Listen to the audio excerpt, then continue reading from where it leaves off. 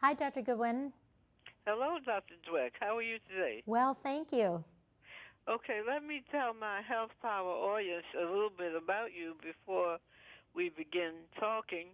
That you're assistant clinical professor at Mount Sinai School of Medicine in New York, Yes. specializing in OBGYN, that you're co-author of multiple books and guides related to and magazines related to OBGYN, and that you have delivered thousands of babies. Yes, thank you for that lovely introduction. Okay.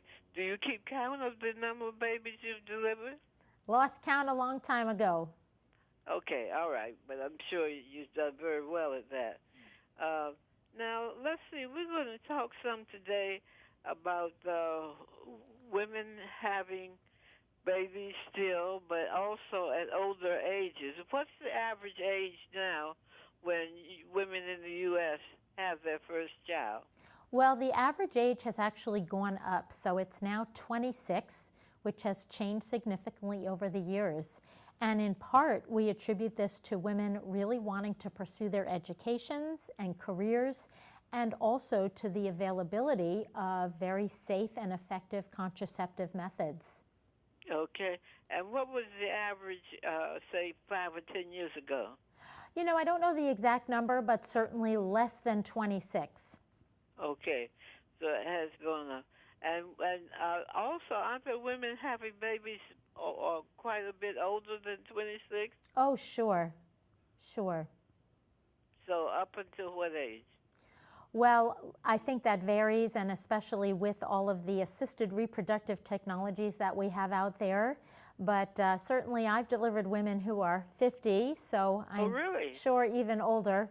But yes, But it would not be unusual to have a baby in the 30s and possibly in the 40s. yes. Okay, that's good to know. Uh, what changes does that have on how a woman has a child at an older age? Well, look, I think there are goods and not so goods that come out of this. So for sure, women would certainly have more wisdom and feel better prepared to have children if they wait until they're truly ready. On the other hand, medical issues that come with age and just the natural decline in fertility that comes with age may make it more challenging as the years go on. Okay.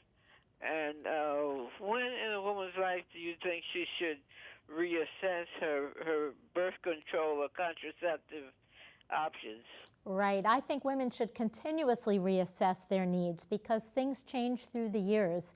So as an OBGYN, I like to reassess this with my patients at least at their yearly well woman visit so we can talk about needs, changes in medical history, and desires for future childbearing.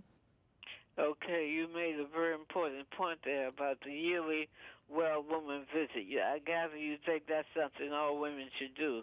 I absolutely do. Despite the changes in guidelines for things like pap smears or the bimanual pelvic exam, which is controversial, I believe that women still should come in yearly for a well woman visit.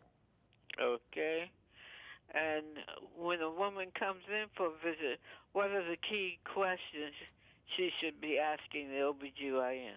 Well, look, I think women have to bring up their specific life circumstances. I think they need to discuss medical issues, menstrual issues, family medical problems, and the practitioner should elicit issues as well so that we can really make the best decision regarding contraception for each individual.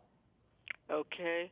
And where can women get more information? And by the way, we haven't talked about the men at all. Is there something we should be saying about men in terms of family planning?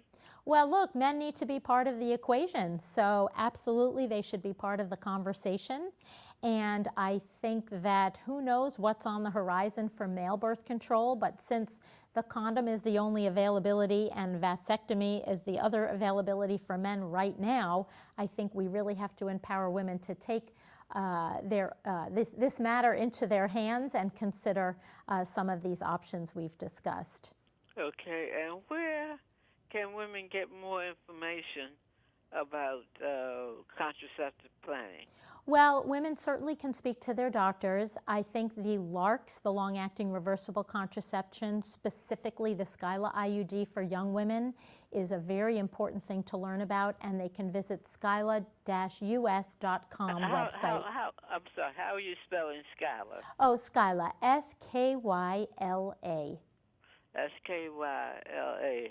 And that's Yes. an IUD? Yes, this is a 3-year hormone progesterone secreting IUD, safe and effective for up to 3 years, but reversible at any time, and very appropriate for young women who have not had children yet. Okay, so now at sometimes in the past there were questions being raised about the IUD, but is the IUD as safe as say oral contraceptive now? Well, look, I think we again have to base this on individual circumstance, but for a very good majority of young women, the IUD is a very safe, effective option.